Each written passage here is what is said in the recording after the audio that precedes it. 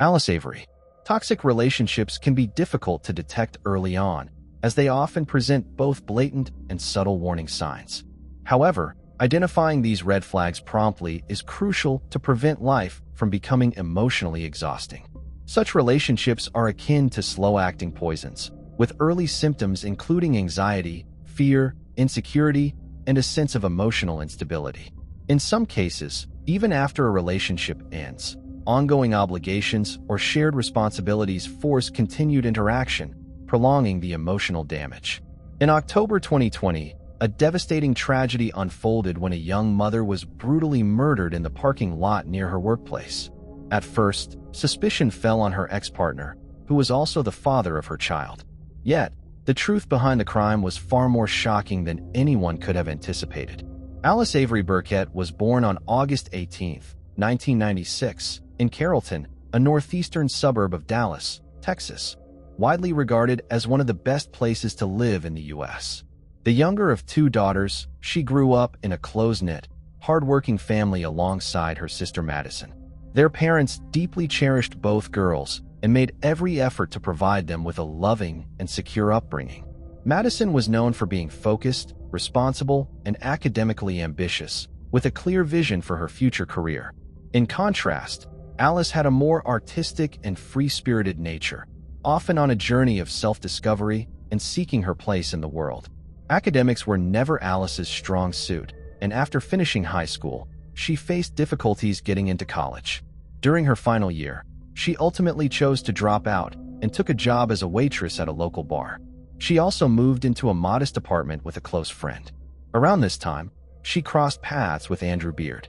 Nearly 10 years her senior, Andrew was financially successful, having founded a thriving power tool manufacturing business with locations across several states. Before I continue, I want to remind you that only a small percentage of people who watch my videos are actually subscribed. So if you enjoy my content, consider subscribing.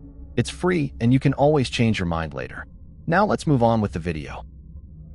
He lived in a luxurious estate, drove a collection of high-end vehicles, and had recently purchased a private airplane, taking lessons to become a licensed pilot. Their paths crossed in February when Andrew visited the bar where Alice worked. He was immediately drawn to the striking young waitress, initiated a conversation, and soon invited her out on their first date. Their relationship developed quickly. At first, Andrew seemed kind, attentive, generous, and romantic. He would pick Alice up from work in his luxury car, take her to expensive venues, and shower her with gifts. Alice felt like a modern-day Cinderella, believing she had met her Prince Charming. However, this perfect storybook romance lasted only a few months. It soon became clear how vastly different they were, and how incompatible their personalities would prove to be. Andrew began criticizing Alice constantly for not having a college degree or a stable career. He viewed her as unambitious and claimed she had no real future. While these comments started as jokes, they quickly turned more cutting and cruel. Andrew deliberately tried to demean her, eroding her confidence and instilling a deep sense of inadequacy. At the same time, Andrew became increasingly jealous and controlling. He demanded complete oversight of her life and insisted on her obedience. This toxic dynamic couldn't last, and Alice eventually decided to end the stifling relationship. However, just as she was preparing to leave him, Alice discovered something that changed everything. She was pregnant. Alice's close friend and roommate and later recounted the day Alice discovered her unexpected situation. She remembered hearing crying from the bathroom and walking in to find Alice sitting on the floor in tears. When asked what was wrong, Alice silently held up a positive pregnancy test. At first, Alice was overwhelmed by the thought of becoming a mother. She even considered ending the pregnancy. However, after taking time to think it through, she decided she would keep the baby. She shared the news with the father, Andrew, who surprisingly reacted calmly and even with enthusiasm. The two briefly reunited, and it seemed their relationship was improving. Alice decided to return to college to finish her degree, hoping to secure a stable and promising career. She gave Andrew another chance, convinced that things might work out this time. However, the reconciliation lasted only 4 months. Living with Andrew became unbearable once again. At 7 months pregnant, Alice packed her belongings and moved back in with her parents. Around this time, She began consulting with attorneys about pursuing sole custody of her future child. This marked the beginning of a bitter conflict between the former couple. Andrew viewed Alice as irresponsible and unambitious, often claiming she would be an unfit mother who couldn't provide their child with a good life. Determined to gain custody, he sought ways to minimize and ideally eliminate Alice's role in their child's upbringing. The situation was complicated. On the one hand, state laws typically favored mothers in custody disputes, particularly when the parents were unmarried. On the other hand, Andrew had substantial financial resources and influential connections, allowing him to hire top attorneys who could potentially sway the outcome in his favor. On July 23, 2019, Alice gave birth to a baby girl, whom she named Willow. By that time, Alice had completed her college degree and was actively seeking employment. Her parents provided invaluable support, helping her care for Willow, while Alice landed a position as an executive assistant at a real estate company.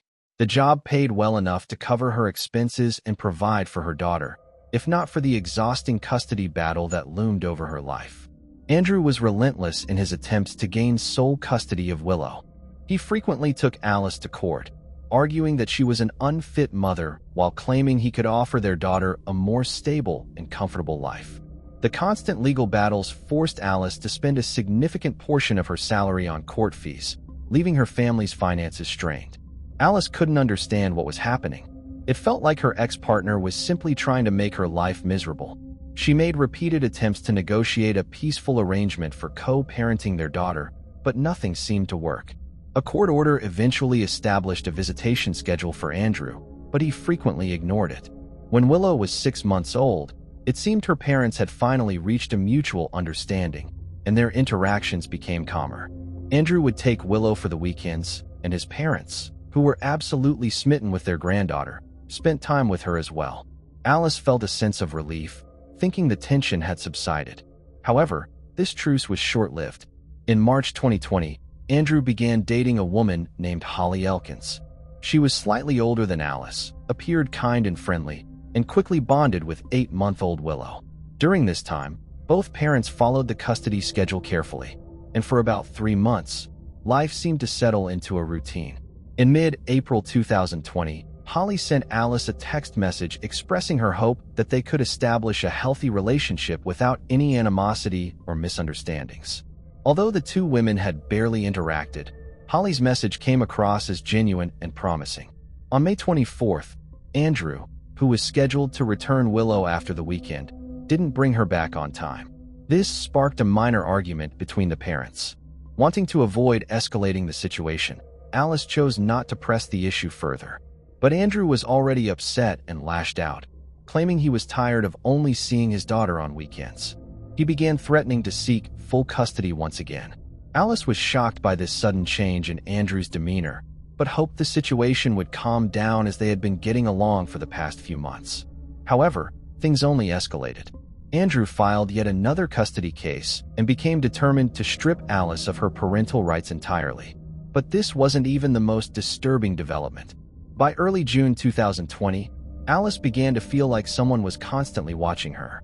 She often felt an intense gaze on her, noticed cars seemingly following her, and most unsettlingly, Andrew always seemed to know her whereabouts. He would appear at places she visited, knew details about her conversations with lawyers regarding custody, and even seemed aware of things he had no way of knowing. In addition, someone had tampered with her car. Alice noticed her belongings in the vehicle were out of place, as though someone had been inside without her knowledge. The situation reached its peak in September, when a man named Frank Morrow reported to the police that Alice was allegedly selling banned substances from the trunk of her car. When law enforcement arrived at Alice's workplace and asked her to accompany them to her car to open the trunk, she was confused and scared, but complied with their request. To her shock and disbelief, inside the trunk were several packages containing a strange powdery substance and a large amount of cash. Alice was immediately arrested and taken to the police station for questioning. She desperately tried to explain that she had no connection to the items found in her car and had no idea how they got there. Upon investigation, police found no fingerprints or DNA linking Alice to the items, suggesting they had likely been planted. She was eventually released due to a lack of evidence tying her to the incident. For Alice, this ordeal marked the beginning of a nightmare. She became increasingly paranoid, feeling as though she was constantly being watched and her conversations monitored. Despite her efforts to check her phone and devices for spyware, nothing was detected. She lived in a constant state of fear for the next 4 months, unsure of who was behind these attempts to sabotage her life. On the morning of October 2nd, 2020, Alice arrived at the parking lot of the office building where she worked. She parked in her usual spot and was preparing to exit her car when she noticed a large black SUV, a Ford Expedition, parked nearby with heavily tinted windows. She had never seen the vehicle before, but didn't think much of it. Suddenly, a man stepped out of the SUV. He was described as a black man with a beard, dressed in black clothing with a hood covering his head. He approached the front of Alice's car, pulled out a handgun, and fired a single shot through the windshield, striking her in the head. The bullet hit Alice in her left eye, yet miraculously, she didn't die instantly. She remained conscious, opened her driver's side door, and began screaming for help, even attempting to get out of the car. The attacker, who'd started driving away, noticed Alice's movements and stopped the SUV. He got out again, this time wielding a large hunting knife. He approached Alice, who was bleeding heavily, and began brutally attacking her. He repeatedly struck her in the neck, head, chest, and abdomen. At least 10 witnesses, including office workers watching from nearby windows, saw the horrifying scene unfold. Paralyzed by fear of the armed man, none of them intervened. Several called emergency services, reporting the attack to both the police and paramedics.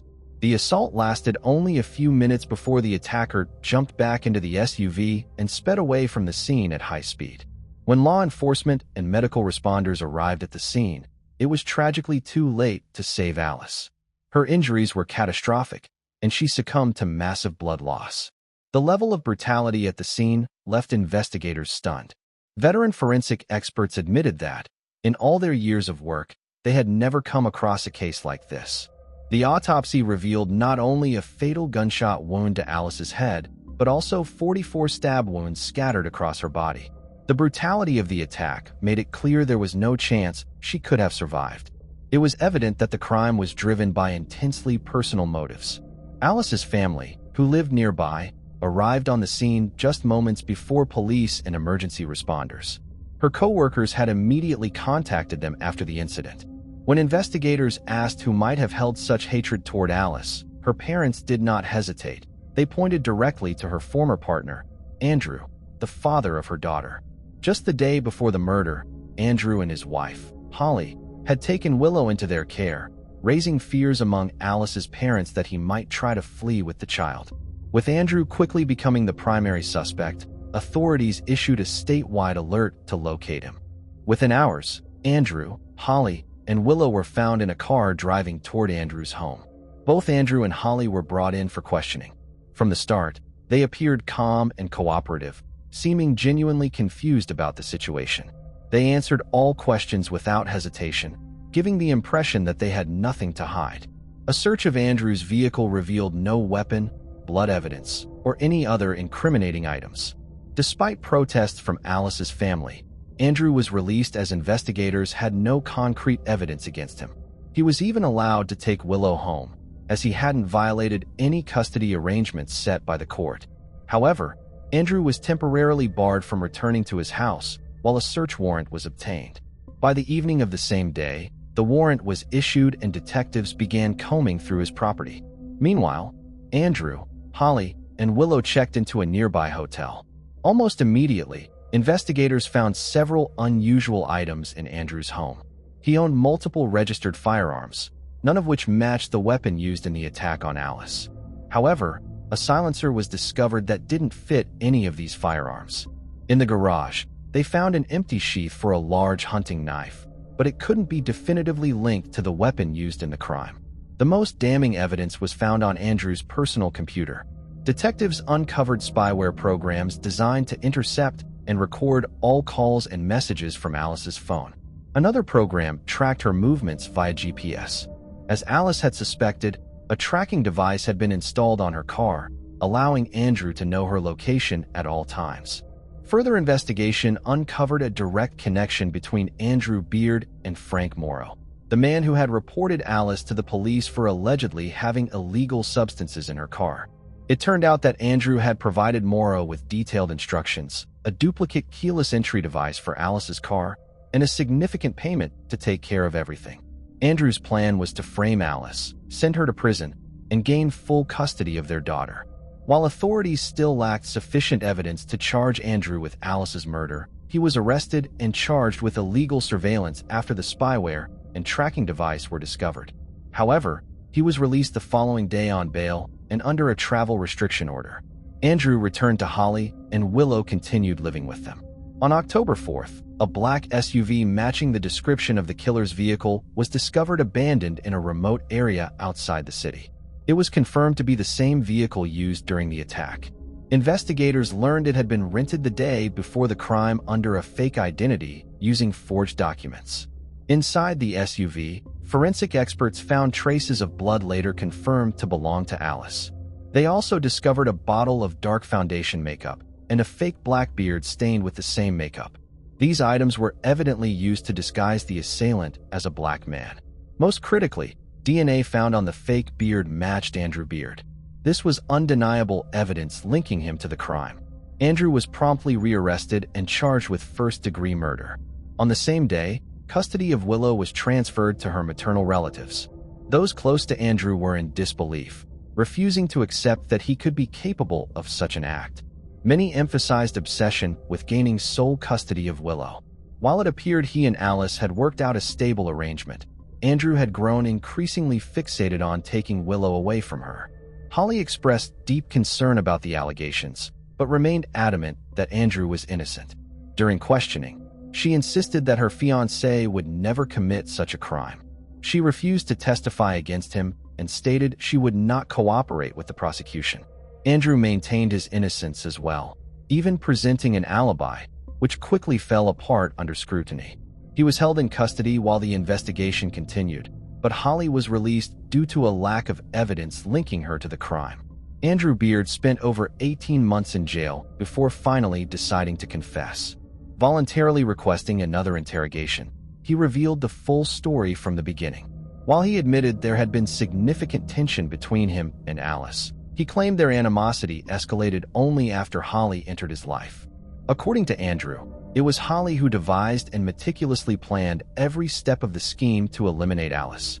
Holly Elkins was known for her controlling and manipulative nature. With her deceptively angelic appearance, she had a way of charming men and getting them to do whatever she wanted. Andrew Beard caught Holly's attention with his wealth and his willingness to yield to her influence, leading her to believe he would be the perfect partner. Due to a medical condition, Holly was unable to have children of her own. She fixated on Andrew's daughter, Willow, imagining her as part of a perfect family she envisioned with Andrew. However, there was one major obstacle: Willow's mother, Alice, who was deeply devoted to her daughter and would never give her up. Initially, Holly devised a plan to strip Alice of her parental rights by discrediting her character. She hoped to have Alice imprisoned for years, gain custody of Willow, adopt her, and eventually move with Andrew and Willow to another country. However, there was another complication: Alice's parents, who could also petition for custody of their granddaughter. Just 2 days before Alice's car was planted with illegal substances, another incident occurred. Andrew and Holly were picking up Willow from Alice's parents' house when Holly provoked an altercation with Willow's grandparents. She screamed at them and tried to escalate the situation into a physical fight. Afterward, Holly called the police claiming she had been attacked and her life had been threatened. Holly even presented bruises on her arms and back as evidence of the alleged assault. However, police determined that the injuries appeared inconsistent with her claims and posed no actual danger to her life. Holly was also the mastermind behind the plan to plant illegal substances in Alice's car. She believed this plan was foolproof, as Texas law imposes severe penalties for such offenses. However, when both schemes failed, Holly decided to take even more drastic measures. Holly convinced Andrew that Alice needed to be eliminated, arguing that their happiness as a family depended on it. She manipulated him by claiming she needed a real man who could fight for his rights as a father. Holly meticulously planned the crime, including renting a vehicle under a fake identity, disguising Andrew with makeup and a fake beard, and orchestrating every detail of the attack. She believed this plan would work perfectly, thinking the police would focus on finding a black suspect, while Andrew, who had no criminal history, would evade suspicion. However, Andrew made critical mistakes that left behind a trail of evidence, quickly leading detectives back to him. In May 2023, after Andrew's confession, he was convicted of first-degree murder and sentenced to 43 years in prison. He will not be eligible for parole for at least 30 years. As for Holly Elkins, just 2 weeks after Andrew's arrest, she moved to Michigan, where she purchased an apartment and lived quietly for nearly 2 years. With no immediate attention from law enforcement, Holly felt secure, believing she had successfully evaded any consequences for her involvement. That sense of security was shattered when, one day, police appeared at her doorstep, placed her in handcuffs, and took her into custody to await trial.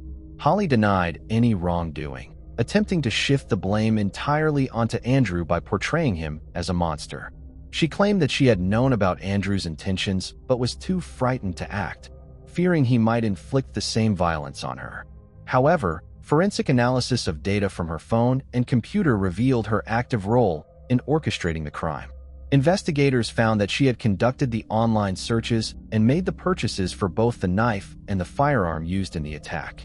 In August 2024, Holly Elkins was convicted of incitement, conspiracy, aiding and abetting the crime, and evidence tampering. She received 2 consecutive life sentences without the possibility of parole.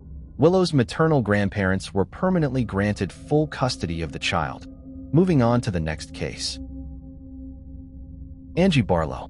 Angie Barlow, 23 years old at the time of her disappearance, may not have been a believer in the paranormal, but she did send a joking text to her best friend of 11 years, one that became unsettling after she vanished and remained missing for months. That message, once lighthearted, took on a tragic weight. For 8 long months, the case remained stagnant. What made it even more frustrating was the belief among some that they knew who was responsible, but lacked the evidence to prove it. Could it be that whoever harmed Angie managed to get away with it all these years? Let's uncover the story. Angie Barlow was born on August 21, 1993, in Denver, Colorado. Her parents, Stephen Barlow and Christina Kramer, raised her alongside her 3 sisters, Wendy, Jessica, and Zariama, with whom she shared a close and loving bond. As the eldest sister, Angie was both protective and playful. From a young age, she stood out, fierce, loyal, and deeply loving, shaped by her strong emotions. Her mother, Christina, described her as a stubborn child who was determined to see things through to the end.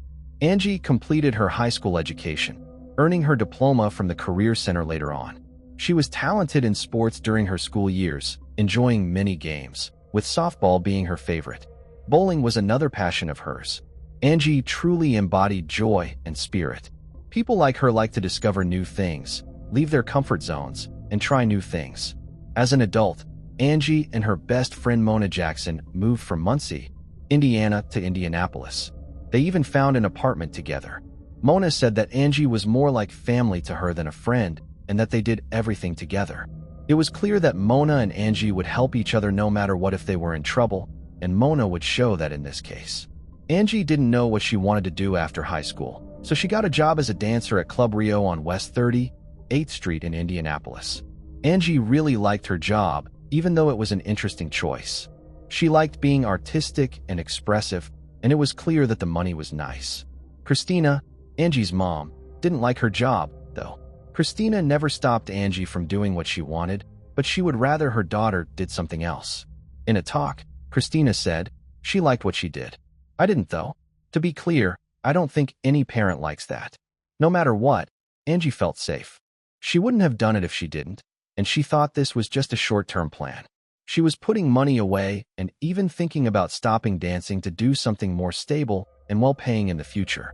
Angie got paid to dance, and she would also do private house parties as part of her job. She was used to doing them because she had done them before. All in all, Angie was a strong, independent woman who loved life and loved finding new ways to express herself. However, No one thought that Angie would just disappear one day without a sign until October 2017. That is, a friend sent Angie a text message in October 2017. She was going about her day. For $500, the woman wanted to set up a private dance to surprise her husband on his birthday. It was an interesting birthday present for a married man, but it was fine. By the way, Angie did sometimes host secret parties, so this wasn't totally out of the blue for her. Angie and Mona both thought it was strange that the woman never said her name. While Angie didn't give it much thought, Mona felt very uneasy about it and begged Angie not to do the gig. At first, Angie also said no to the offer and went on with her life, but the strange client kept calling her. Angie felt like she had to say yes at some point. Angie was already living a good life, but in a big city like Indianapolis, it's always nice to have a little extra cash on hand. Plus, Angie needed the cash to pay her bills at one time. In the end, Angie agreed to do the gig and was getting ready for it. Soon after, the client texted Angie the address of the apartment and the door code to the front door. The party was planned to take place at Landmark Apartments and Townhomes of Indianapolis. Again, Angie didn't know where this place was either. Angie was also told to wear either black or red underwear to the job. Now it's October 26th, 5 days before Halloween. Angie is getting ready for the gig. And just to be safe, she texted Mona the address and door code. Angie used to tell people where she was when she was having secret house parties with Mona. This way, someone close to her always knew where she was. Angie left the house once she was ready and sent Mona a text message that said, "Having a private party at this address, just in case I go missing LOL." So this message doesn't seem scary at first glance. Instead, it looks like a funny talk between friends. But, unfortunately, this was the last time Angie would talk to Mona. Angie shared a picture on Snapchat around 11:45 p.m. after a few hours had passed. It looked like she was getting ready for the party in the bathroom of the house where the party was being held. The picture was happy, and Angie was thrilled. Aggie didn't look upset, scared, or anything else. She looked like she was ready to start the party. But night came and went, and Angie wasn't heard from when the sun came up. She never came home, so Mona stayed up all night to wait for her.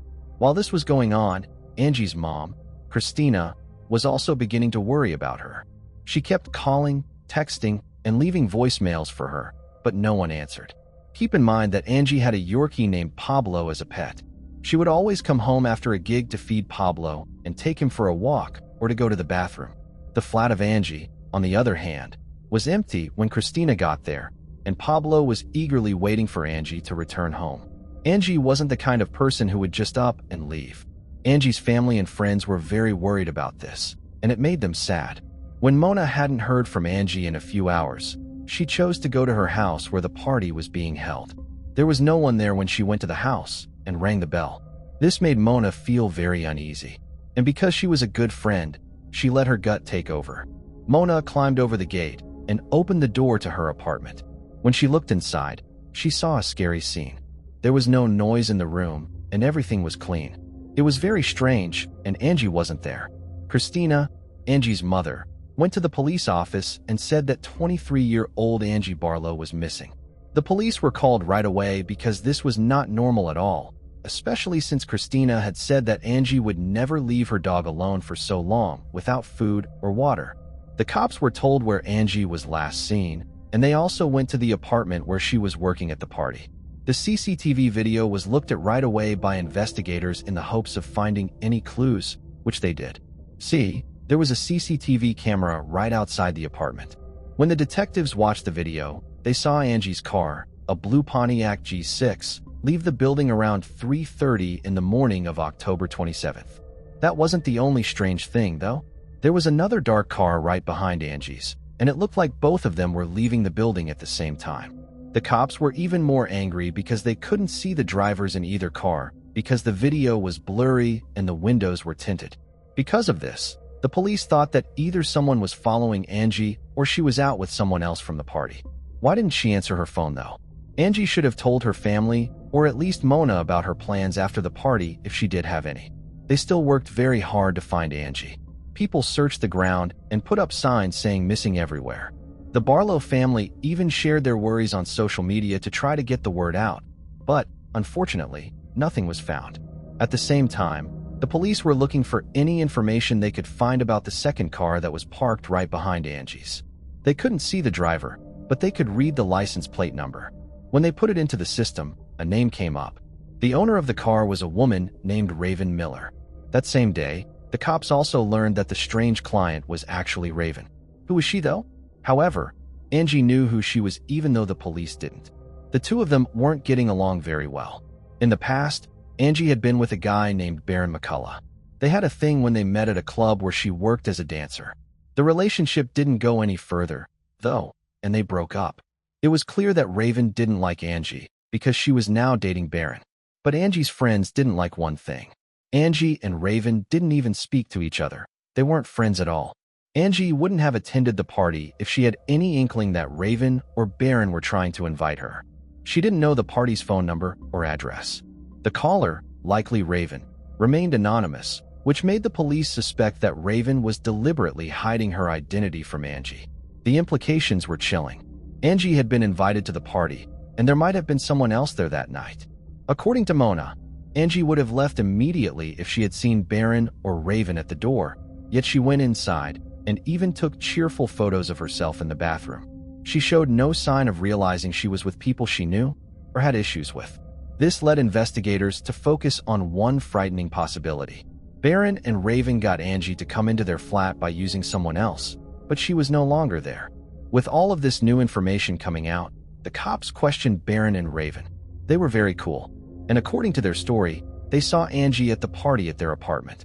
She left after her gig with an unknown man, though. It made the agents even more confused after hearing this because they knew they had reached a dead end. It wasn't clear how Raven and Baron were connected to Angie's disappearance. Even though Raven's car was seen following Angie's car, detectives couldn't tell who was driving either car. Her car was found 12 days after Angie went missing. It was found empty 8 miles from the apartment where she went to the party. Detectives and Angie's family were looking for anything that would help them find her, but all hope was lost when they got to where the car was. Even though Angie's car was found, it was in bad shape. There were big dents in the front of the car that looked like someone had driven it right through a barbed wire fence. The car had big dents on the sides, and one of the headlights was broken. The inside was also totally wrecked. Christina was very worried about this because Angie was always responsible and safe behind the wheel, and she also kept the car clean. The car was brought in for DNA testing, and the things that were found inside were taken out and kept as evidence. The cops haven't said whether or not they found anything useful inside the car. The search for Angie was still going on after this was found. Angie's family even offered a $5,000 reward for any tips or solid information about her. But, alas, there was still nothing. It must have been very hard for Christina and Angie's sisters to feel the way they did. It's hard to keep your mind and heart strong when you think about your missing daughter and don't know where she is. You keep hoping that she will come back safe, sound, and living. But from that point on, things only got stranger.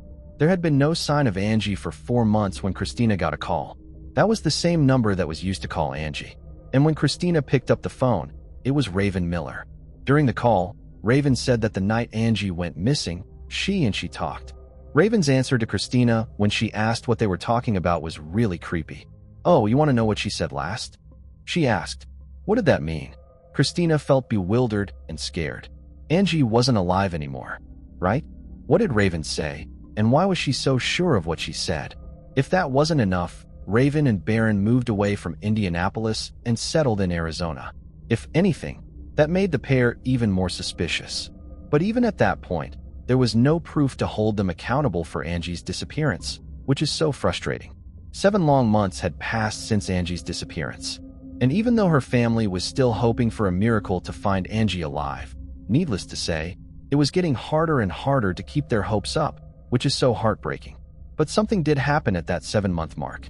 An arrest was made, although it was unrelated to Angie's abduction, but not completely. See, someone had made an $8,000 exchange. You might be thinking, well, what does any of this have to do with Angie? Well, it doesn't have anything to do directly with Angie, but the account belonged to Angie's grandma.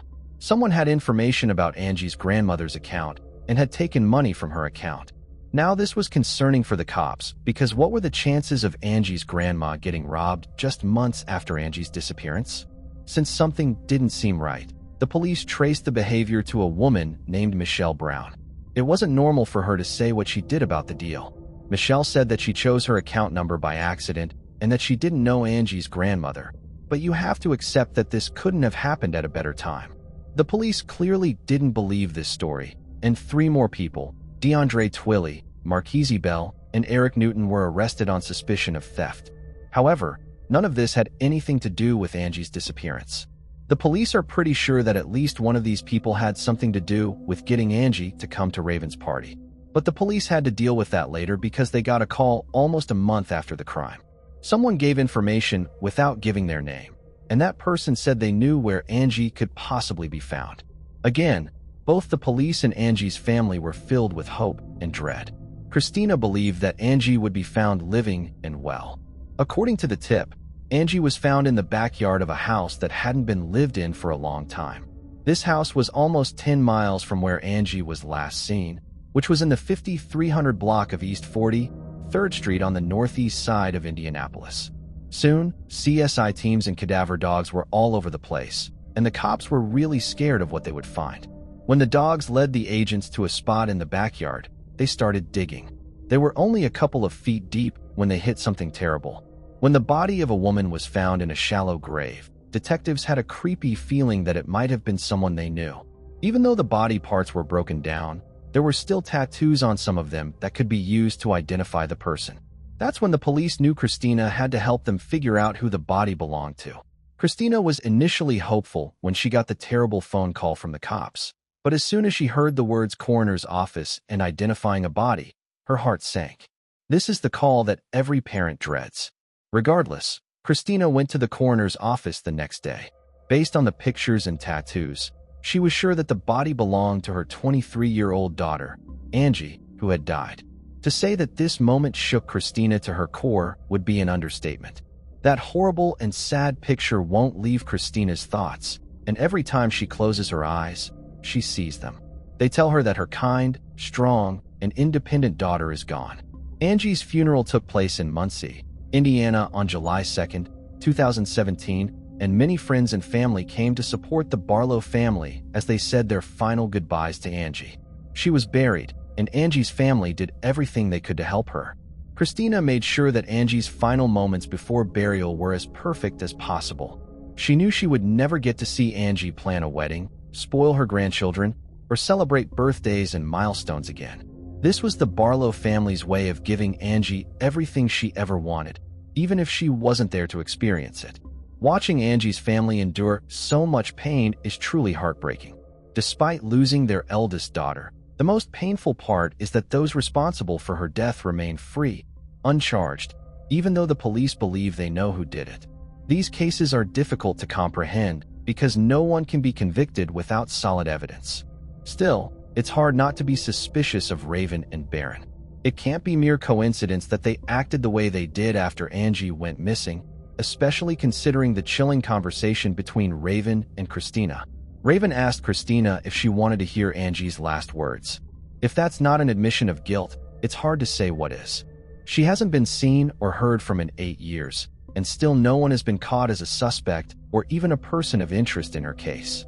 Raven has moved on with her life and now goes by the stage name Bonnie Drip as a rapper. Bonnie Drip put out a song in January 2022 called $FO$. The words to this song were what made the Barlow family and the internet angry and interested. Raven sings in her song, "Now I'm smoking on this Barlow. It was my choice to smoke them if I did." Another group of armchair detectives thinks that smoking on Barlow means Raven is making fun of Angie's death. Although we don't know if the police are looking into this or not, it is still disturbing. Putting the word Barlow on purpose in a song is a scary and strange choice of words. Angie's case got a lot of attention, and in 2020, podcasts became interested in it after reading about it on Facebook. Ever since then, she has made it her mission to bring attention to Angie's case and tell her story. That just goes to show that social media is a great way to get the word out about cases like Angie's, that the Barlow family can finally move on with their lives. I just hope that Angie's killer or killers get what they deserve for their horrible actions. The girls who are sisters to Angie miss and think about her all the time. Angie's younger sister, Zariama, still sleeps with a stuffed owl named Angie. the very same gift her sister gave her before she disappeared and tragically passed away. That owl holds immense meaning for her, a lasting connection to Angie. Meanwhile, the Indianapolis police continue to investigate any leads in Angie Barlow's case. We can only hope and pray that justice will come soon, because her family truly needs and deserves closure. If anyone has information about this case, please contact Crime Stoppers at 317-262. Tips. It feels like many already have a sense of how this case might conclude. I just hope it wraps up quickly so the Barlow family can finally find some peace. That's all for today's case. Share your thoughts in the comments. Do you believe justice was served? Moving on to the next case. Kara Nichols. 19-year-old Kara Nichols vanished on October 9, 2012, from the 6700 block of Colorado Springs, Colorado. At the time of her disappearance, she was dressed in a hooded sweatshirt, dark jeans, white DC sneakers, and pink headphones. The tall, blonde young woman with striking green eyes had several identifying features: a marijuana leaf tattoo on her right ankle, an astronaut inked on her left wrist, and multiple piercings on her back, ears, and above her lip. These details were prominently included on missing person flyers circulated throughout the area. The public was also informed that Kara may have been struggling with bipolar disorder or borderline personality disorder, which could have influenced her behavior. It was her older brother, Terrence, who first sensed that something was wrong. Soon after, their parents, Julia and Paul Nichols, joined the growing effort to locate her. Though Kara had a known history of using illicit substances, she was always in regular contact with her family. So when she failed to check in on October 10, 2012, the Nichols family immediately feared the worst. They were always concerned about her, but she wanted to live a free life and refused to comply. Recently, she had become more distant and communicated only with her brother. Modeling, her occupation, was not yielding the desired income. Therefore, when she was offered a substantial paycheck for a lingerie photo shoot, she gladly accepted. She informed her roommates about her upcoming plans and left late at night. The shoot was scheduled for early morning in Denver, making the trip more convenient. Moreover, she was not traveling alone, but was accompanied by colleagues in the business. The girls, having no driver's licenses or a car, fortunately found a suitable driver. Kara's story raised no doubts. Acquaintances had seen her work portfolios multiple times, and her social media accounts were filled with professional photographs. Everything would have been fine, except that Nichols did not return the next day, nor the day after. The last time Terrence spoke with his sister was at 11:45 p.m. on October 9th. However, their conversation was unexpectedly cut off, after which she did not call back. Then the brother thought that the connection was lost, so he calmly went to sleep, knowing that they would definitely talk in the morning. However, on October 10th, Kara ignored all attempts to contact her. Her voicemail was continuously active. The brother again assumed she was busy or resting after work, and he waited for the model to appear on her own. But even on October 11th, there was no news from her. The brother's worry increased. Such silence was not typical for his close relative. In connection with this, Terrence visited her home, where he talked to neighbors. None of them had seen the friend for several days. One young man reported seeing Kara get into a dark-colored sedan around 11 p.m. Unfortunately, he could not see who was driving. The darkness hindered him. However, he mentioned that it seemed she was not alone. After that, Terrence entered his sister's room and looked around. His attention was drawn to the girl's personal items, which she never went without. Among them were a cosmetics bag, purse, charger, and laptop. $300 in cash lay on the bedside table. Clearly, Kara had not planned a prolonged absence. Then the brother turned on her laptop. It became clear that she had not been online for more than 2 days. This was out of character for the aspiring model who promptly kept up with job offers. Convinced that his concern was not in vain, Terrence decided to report to the police. At the station, he recounted everything in order. However, the law enforcement officers were not in a hurry with the search. The officers claimed that Kara was old enough. She was not obligated to report her whereabouts to everyone. The police suggested that the girl might have been delayed at the shoot or went somewhere else. Maybe she had a boyfriend that no one knew about, and she was spending time with him. Nevertheless, the police's arguments did not satisfy the applicant. He knew his sister well. No matter what happened, she would have definitely made contact by now. Terrence insisted that something bad had happened to her. Nevertheless, the police did not take the boy's words seriously and advised him to come back later. The life of Kara Nichols. Kara Nichols was born on May 20th, 1993, and was the middle child in her family. She spent her childhood with her older brother and younger sister, growing up sociable and friendly, often surrounded by her family. Kara excelled in school and had a keen interest in art, particularly painting. As a talented child, she won several art competitions and was predicted to have a promising future. Yet, she was sensitive, deeply feeling the pain of others as her own. During her teenage years, her behavior shifted. Kara became introverted and her academic performance declined. At 13, she was arrested for shoplifting, which resulted in a sentence of community service. Her parents were baffled by the sudden change, as they had always been attentive and loving. She had never wanted for anything, so her theft was likely a form of rebellion against established norms. At 16, Kara's mental health began to falter following the loss of her beloved dog, which plunged her into a deep depression. Her parents sent her to a psychologist, but the sessions proved ineffective, and her condition worsened. Eventually, she was admitted to a psychiatric hospital where she was diagnosed with a personality disorder. After a brief treatment, she showed improvement with the help of prescribed medications. However, due to severe side effects, Kara gradually stopped taking them and worsened her unstable mental state by using banned substances, believing them to be a better alternative to antipsychotics. Behavioral issues led her to attend several alternative schools until she finally graduated. After high school, Kara worked as a waitress and pursued her childhood dream of becoming a model. Her appearance was promising, and she sincerely believed she could succeed in the field. She diligently searched for modeling agencies and worked on her portfolio. During this time, her health noticeably improved, and she even quit her harmful addiction. However, as time passed, she realized that beauty alone was insufficient for a successful modeling career. Luck and extensive connections were necessary. In the summer of 2012, the Nichols family moved to Chicago, Illinois. However, the new city did not welcome Kara, and her depression returned. Stress led her to resume her harmful habit, despite her parents' support and attempts to help by enrolling her in a drug rehabilitation program, which she was soon expelled from for refusing to follow the rules. The Nichols were at a loss on how to guide her and were deeply concerned about where she was getting the money for her addiction, since her small waitress salary was clearly insufficient. After discontinuing her treatment, Kara's parents became disillusioned. Her psychological state fluctuated daily. After brief discussions, she decided to return to her hometown, believing that familiar surroundings and social circles would help restore her to life.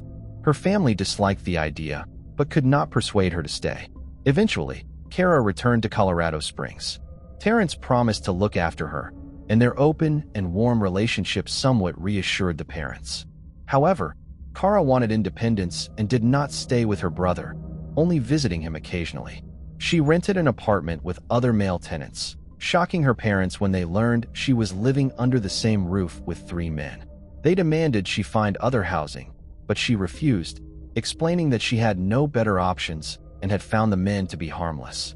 Gradually, everything went back to normal. Kara returned to her previous job and continued modeling work by creating a profile on Model Mayhem. Over time, she received more offers, but they did not lead to the expected results. Breaking into the desired world among thousands of profiles was challenging.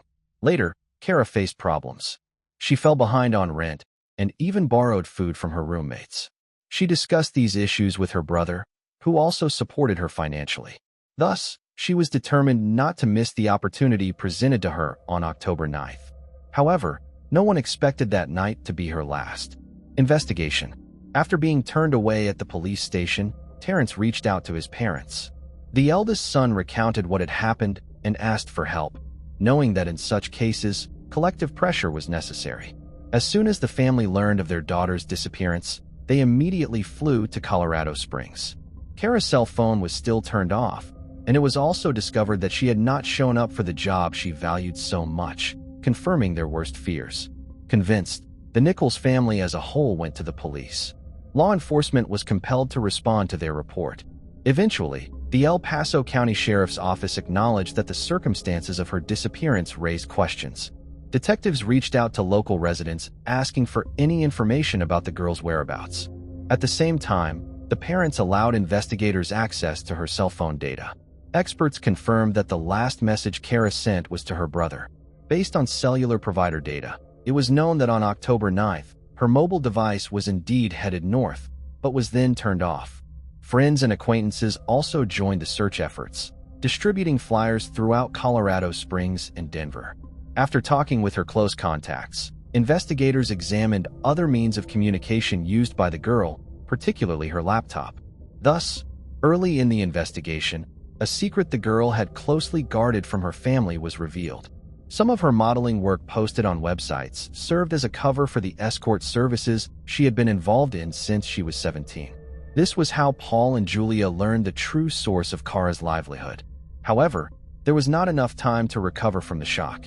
Consent was needed to disclose this information to get new leads. At the same time, this aspect of the case had a noticeable impact on the investigation and public engagement. Unfortunately, it's not uncommon for victims to be misrepresented or unfairly judged in similar situations, which often undermines the urgency and attention their cases receive. Though the Nichols family preferred to keep their private struggles out of the spotlight, they eventually felt compelled to reveal personal details in the hope of breaking through the indifference. Despite their efforts, no breakthrough followed. As soon as those revelations were made public, media outlets began backing out. Interview requests were canceled, and coverage surrounding Kara's disappearance sharply declined. The investigation stalled, and public interest waned. Amid this silence, the only group that continued to actively support the family was the National Women's Coalition Against Violence and Exploitation. Their involvement ensured that neither the authorities nor the community would forget about the missing young model. In November 2012, investigators shifted focus and announced plans to question two women who were reportedly with Kara in a vehicle on the night she vanished. Some even described their appearance. They possibly belonged to the same line of work as the missing girl.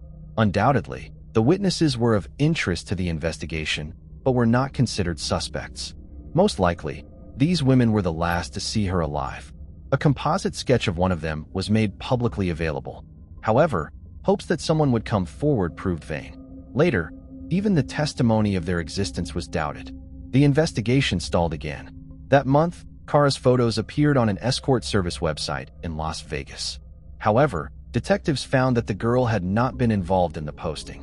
Someone had decided to capitalize on her popularity. Subsequently, the Nichols profile was removed. Concerned citizens periodically approached the police station. However, after verification, their reports turned out to be false. In the spring of 2013, a businessman from Colorado Springs claimed to have seen the sought-after woman from the October through December 2012. She was with a tall, unkempt man. The woman appeared frightened, as if she was being forcibly held and made to do something. One day, her companion pushed her, which did not escape the notice of a bystander. He threatened the man and asked him to leave the lady alone. The eyewitness's statement was verified. The police managed to find the man described, but detectives confirmed that the woman with him was his former girlfriend. In the autumn of the same year, a criminal law student decided to investigate Kara's case independently. He traveled to Denver and spoke with many homeless people and substance users. Some of them reported seeing the missing woman at a nonprofit organization dealing with the exchange of syringes and needles for those using banned substances. However, it later turned out that the lead was false, and so it was with every testimony. Many had already given up hope of finding the story's heroine alive. Too much time had passed for this type of case. In the summer of 2013, the girl's parents announced a reward for any information regarding their daughter's whereabouts, but it all seemed futile. Kidnapping for ransom was ruled out as no demands had been made over the months. A new development. The following year brought a sensational breakthrough that spurred movement in the investigation. In May 2014, Deputy Sheriff Cliff Porter admitted to having cut corners in the investigation. Unexpectedly, he disclosed that he had not given enough attention to Kara Nichols' case and, most importantly, had overlooked substantial evidence that could have played a critical role in the early stages of the investigation. This confession shocked the Nichols family, as they felt the investigation into their daughter's disappearance had been treated carelessly due to her line of work. The inadequate handling of cell phone records called into question the entire office's conduct. The authorities' inaction did not go unnoticed. Numerous audits brought discipline to the department, and those responsible were removed from their positions. In May 2016, former Sheriff Terry McKitta and members of his staff were charged with corruption, fabricating witness testimony, kidnapping, and extortion. This convinced the victim's family that their relative's case had never been appropriately handled. Nevertheless, this event provided a new impetus for the investigation.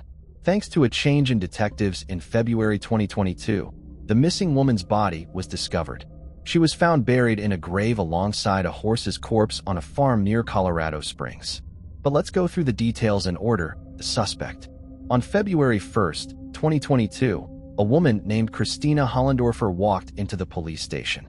Detectives had tried to speak with her several times before, but she had refused to cooperate. Since 2014, the witness had been unwilling to testify against her former husband, Joel. However, years later, she broke her silence and accused her ex of murdering Karen Nichols. An examination of the missing girl's calls and messages revealed that she had received 8 calls between 9:58 and 11:08 p.m. on October 9th, most of which were from a man named Joel Hollendorfer. Detectives had interrogated him several times, but beyond general information, they discovered little. He admitted to having hired the woman's services and had planned to meet her from the evening of October 9th to the morning of October 10th. However, the meeting never occurred. The escort did not make it to him. His statement raised suspicions, especially since the geolocation data from Kara's mobile device indicated that on the night of her disappearance, she was near the suspect's parents' house. On October 15, 2014, a search was conducted at the man's and his family's home. At the time of the search, detectives spoke with Joel and his mother, Betty. They noted their calm and friendly demeanor. It did not appear that they were hiding anything. They kindly showed the entire property, including several fresh burial sites for deceased animals. It should be noted that the Hollendorfer family had owned the farm since 1985 and had a large livestock yard. Dogs trained to find human remains searched the area. They reacted to some of the livestock graves a few times. However, further examination of their contents revealed nothing suspicious. It was possible that the dogs confused the scent of dead animals with that of a human. To definitively rule out Joel's involvement in the crime, samples from some suspicious areas were collected for analysis. However, the test showed that the samples were unrelated to the case. Nonetheless, suspicions about the man were not lifted. It turned out that Hollendorfer had a history of harassment and violating restraining orders. He was a hardened criminal who had repeatedly violated the terms of his parole. Moreover, he had used banned substances which had contributed to the breakdown of his family. The investigation had approached his ex-wife at least twice. During conversations, it was established that Christina and Joel were raising 2 children. Initially, the woman was reluctant to share details of their life together and later refused to communicate altogether. Thus, along with other theories regarding Kara's disappearance, Joel remained the only suspect. Finally, after 8 years, his identity was exposed. Mrs. Hollendorfer claimed that in November 2014, her ex-husband confessed to her that he had accidentally ended the life of a hired escort and buried her body in an old horse grave. She learned about this after the death of her father-in-law. When the funeral was over, her former husband revealed that he felt guilty about his father's death. According to her, he confessed to his parents what he had done. Learning the terrible news, the elder Hollendorfer fell into a deep depression, became seriously ill, and soon died. All this time, his family had been covering for the criminal. This explained the incredible hospitality and cooperation that Betty and Joel displayed during the farm search. Everything was done to avoid raising further suspicion. On February 3, 2022, another search was conducted at the suspect's home and property. This time, the farm was thoroughly dug up. Subsequently, human remains were found in a pit 2 meters deep. 4 days later, the 47-year-old man was arrested. Later analysis confirmed that the found corpse belonged to the sought-after Kara Nichols. Essentially, only her bones remained. However, thanks to modern technology, the girl was successfully identified, the defendant. During interrogation, the man didn't break down immediately. Eventually, However, he confessed that he had not intended to end the girl's life. He had indeed found her on an intimacy services website. On October 9th, he called her and arranged a meeting, after which he picked her up from her home. Intimacy occurred in his old car. Everything was fine until, in a moment of passion, the man began to strangle his companion. Once Joel realized that Kara had lost consciousness, he stopped. Initially, he tried to administer first aid, but it was too late. Kara was already deceased. Frightened, the criminal drove her to his family farm and buried her in the first grave he found. He moved the body several times and eventually buried it where his mother's favorite horse was interred. This explained why the search dogs were confused by the scents. Moreover, during the initial search, this particular area had not been inspected. Soon, Joel Hollendorfer was charged with first-degree murder and tampering with evidence. Meanwhile, Betty denied any knowledge of the crime committed by her son, asserting that she had always cooperated with the investigation and genuinely believed in his innocence. Justice. The hearings took place in the summer of 2023. The prosecution insisted that the defendant had intentionally committed the crime, thus realizing his sinister fantasies. At the same time, forensic experts could not provide detailed information about the victim's death. However, based on the fact that Kara's hyoid bone was broken, asphyxiation was named as the cause of death. Experts claim that one cannot accidentally strangle someone to death. There is always time to reconsider and stop. Another factor considered was the victim's state under the influence of banned substances. Hollendorfer's defense argued that Nichols' death was due to asphyxiation from which she could not recover. Under similar circumstances, the likelihood of recovery for a healthy person is significantly higher than for a substance-dependent individual. As depicted during the trial, an entrenched addict, which the victim was portrayed to be, would have no chance of survival. This was explained by the long-term effects of banned substances on the human body. Unfortunately, it was impossible to confirm or refute the lawyer's statements over time. The Nichols family was extremely upset by how their daughter was portrayed. Kara's father noted that this judgment negated any sympathy from the jurors and depicted her as an unworthy victim. Despite the trial concluding with a 24-year prison sentence for Joel on charges of second-degree murder reduced to manslaughter, many, including Kara Nichols' family, felt that true justice was not achieved. Throughout the proceedings, Joel's lack of visible remorse and occasional smirks in court only deepened the family's pain. The reclassification of his charges and the absence of additional convictions due to insufficient evidence left Julia and Paul Nichols devastated. They had hoped the legal outcome would fully reflect the weight of their daughter's tragic death. To them, the trial felt like a betrayal, another instance where societal prejudice clouded judgment. Kara, a young woman struggling with mental health, was quickly reduced to a stereotype in the eyes of the media and, arguably, the justice system. Her parents hope she will be remembered for who she was beyond the headlines, a teenager navigating hardship, not the caricature public perception created. As for whether justice was fully served, it depends on one's view of justice. Legally, a sentence was given.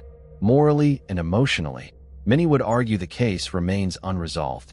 Moving on to the next case. Carol Yvette Larpenter. Have you ever stopped to think about how many talented and beautiful young women are murdered by villains just to satisfy their selfish desires? Entire lives, dreams, and chances wiped out in an instant. What's even more chilling is that these criminals often live unnoticed among us for years.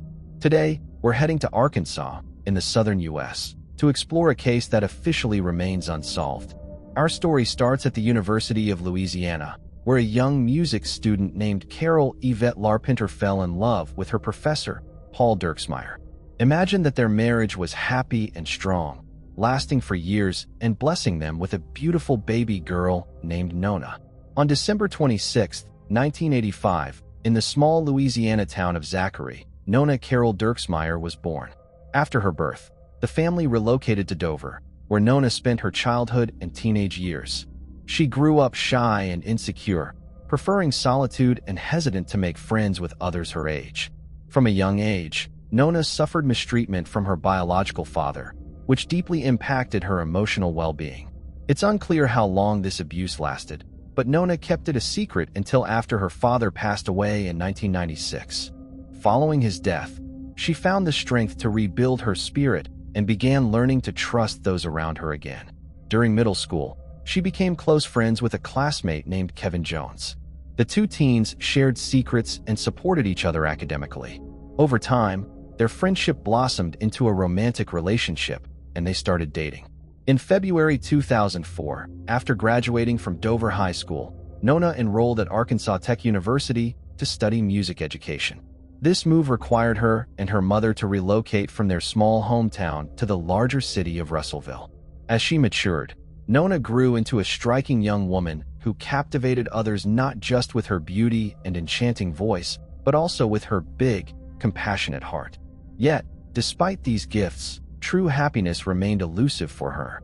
Nona did not consider herself a beauty because she did not see what her friends saw in her when they offered her to participate in beauty contests. But one day she agreed to the entreaties and entered the Miss Arkansas pageant. But she didn't really care about the prestige of the Miss Arkansas title or other honors.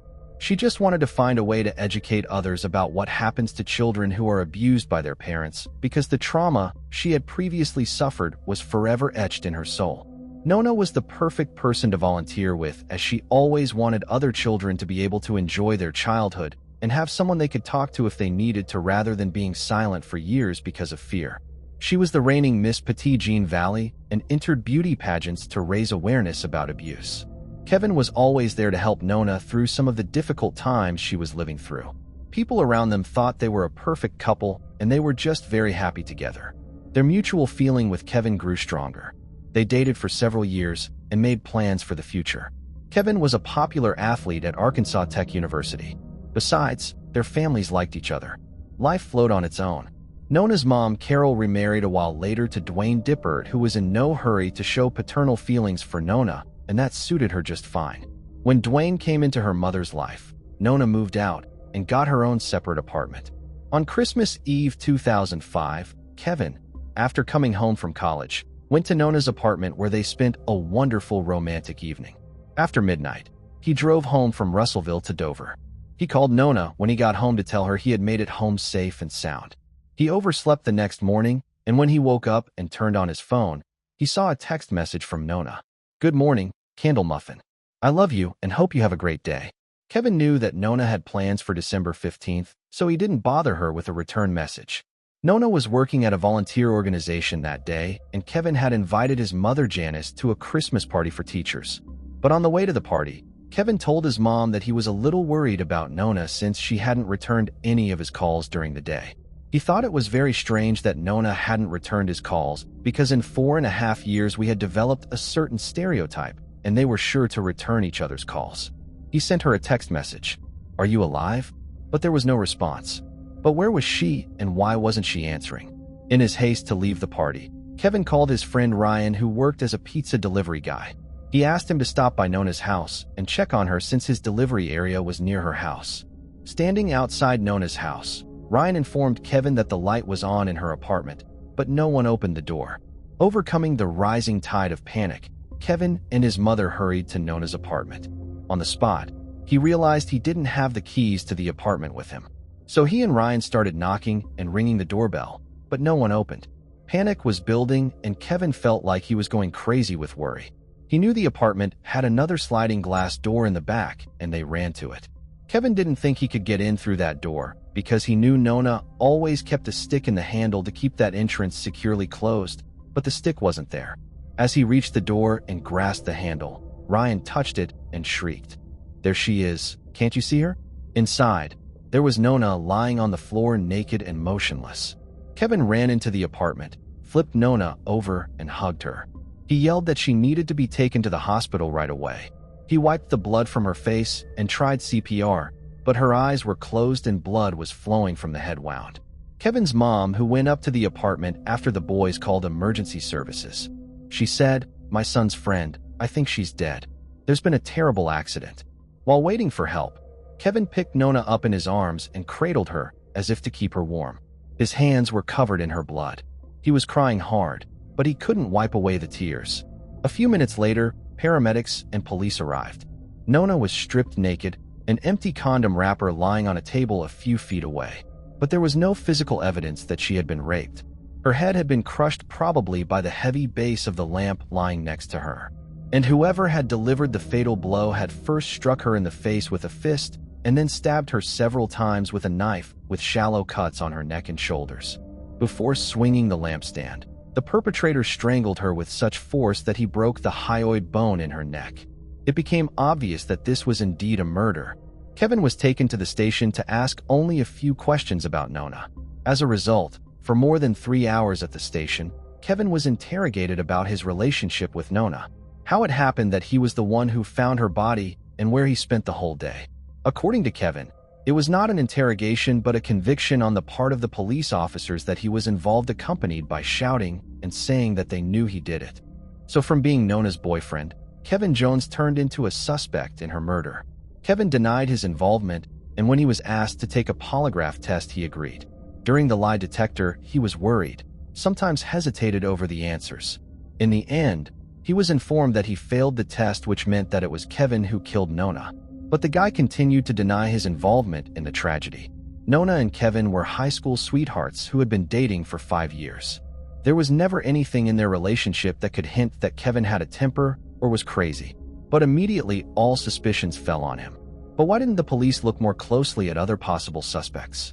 The police said they checked the alibis of all the potential suspects, thus settling on Kevin.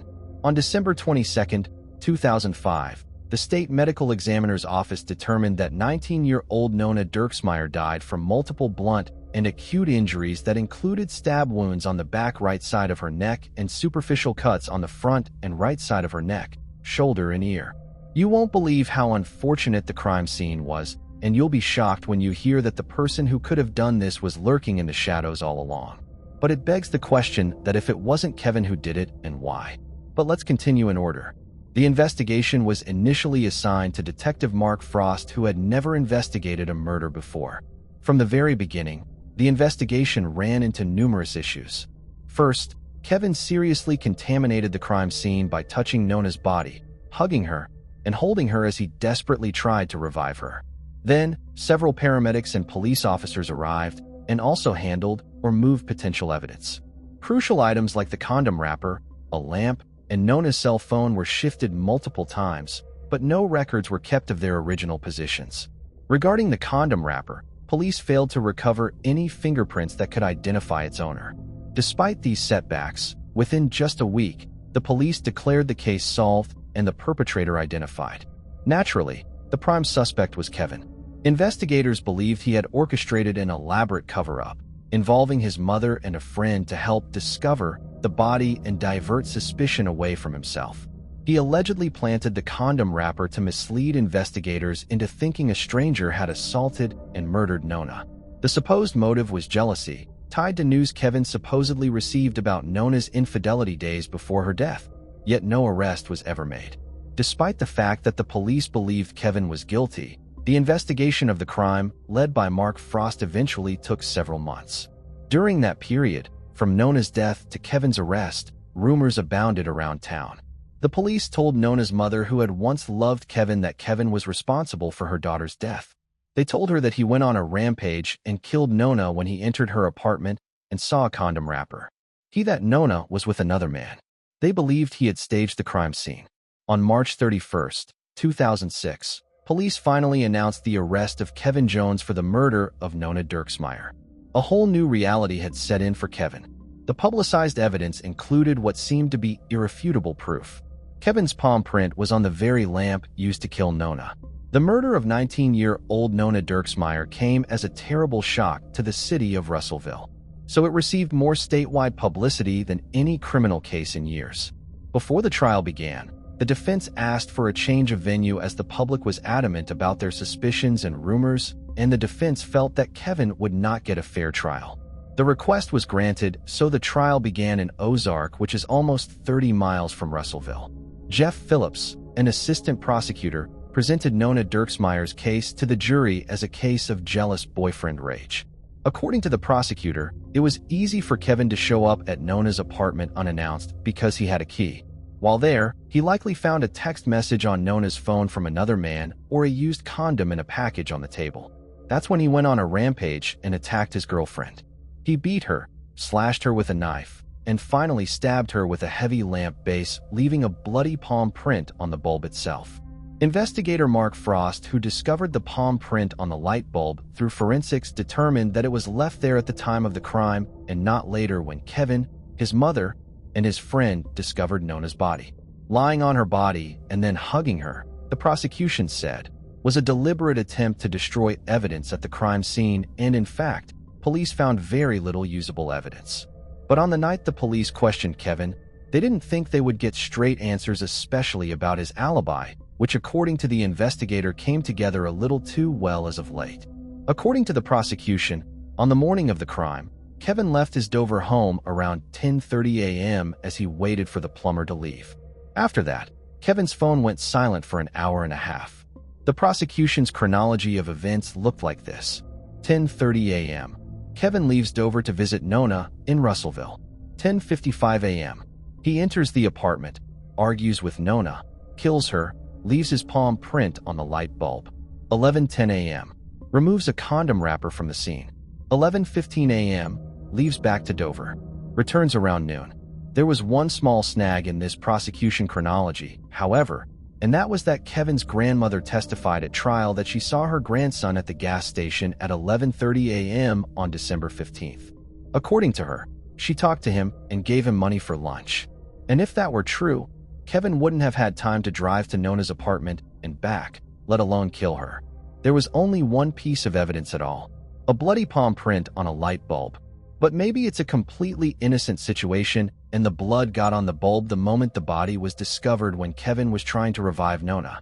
He could have just accidentally touched the light bulb. The EMT said the light bulb was about a foot away from the body. While they were digging into the case, attorneys said, they kept finding strange things in the investigation by first homicide detective Mark Frost. The only place where fingerprints were lifted appeared to be the area around the body. The police officers who inspected Nona's apartment after the attack did not pay proper attention to the blood near the front door, the blinds which were also covered in blood, nor did they examine the bathroom for possible fingerprints. Nothing was done except in the area around the body. The bloody palm print was not the only evidence on the lamp. It turned out that later on the police did manage to lift some fingerprints from the base of that lamp as well. And the prints that were on the working part of the murder weapon, the rod and the base, did not belong to Kevin Jones. They belonged to an unidentified person. The court learned that in addition to Kevin, Janice, and Ryan entering the apartment, so did several paramedics and police officers go around the crime scene, and some evidence was touched and moved. As for Kevin's palm print on the lamp, the same lamp that police said was the murder weapon, the defense argued that the palm print was on the lamp, and it could indeed have been when Kevin found Nona's body. Nona's cell phone was also found in the apartment, but it was not tested for fingerprints or DNA. Kevin's lawyers fought hard for his good name, proving to the court that there was no evidence against him at all. The defense used the testimony of Kevin's grandmother, which showed that he didn't have time to drive to and from Nona's apartment. The defense also told the jury that the perpetrator had several cuts and bruises on his hands and body after beating Nona. Police took pictures of Kevin, the front and back of his hands and his body, when they spoke to him on December 15th, and there were no bruises, scratches, or any abrasions on his body. Then there was a strange story about Nona's cell phone. It was at the scene, but the battery was missing. The perpetrator must have touched the phone since he removed the battery, the defense said, but the phone was never checked for fingerprints. The defense had been asking for months to take a look at the phone, perhaps to check its electronic history to see who Nona was texting or talking to. But when they finally got the phone and turned it over to a forensic scientist for information, they found that the device's memory had been wiped. The state then admitted to giving the phone to Nona's stepfather, Dwayne Dipert, stating that no more information could be obtained from it. The loss of the phone's memory was a blow because while phone company experts were able to recover messages sent to Nona, her responses, which could have identified the suspect, were lost forever. Remember the polygraph test? In court, the defense said it had checked the polygraph examiner's file, and the person who administered the test was not a certified polygraph examiner. This was an attempt to pressure Kevin into confessing. There was an entire town watching who were largely convinced of Kevin's guilt. But was he guilty? The 5 jurors were very enthusiastic about the case. After 8 hours of deliberation, they returned to the courtroom, and they found Kevin Jones not guilty of the murder of Nona Dirksmeyer. An emotional dam burst in the courtroom after the acquittal was handed down. The decision devastated those who loved Nona and thought Kevin was at fault. But those who thought that was the end of it were very much mistaken, for this was only the beginning. Prosecutors were forced to say that the acquittal came after a botched police investigation. In the months that followed, Kevin and his family assigned Todd Steffi, a part-time police officer, to investigate the murder. Todd immediately sent the condom wrapper to be analyzed, and the lab found several traces of male DNA on it. Since this DNA did not belong to Kevin, authorities began looking for a needle in a haystack until an unrelated arrest forced Gary Dunn to visit the local police station.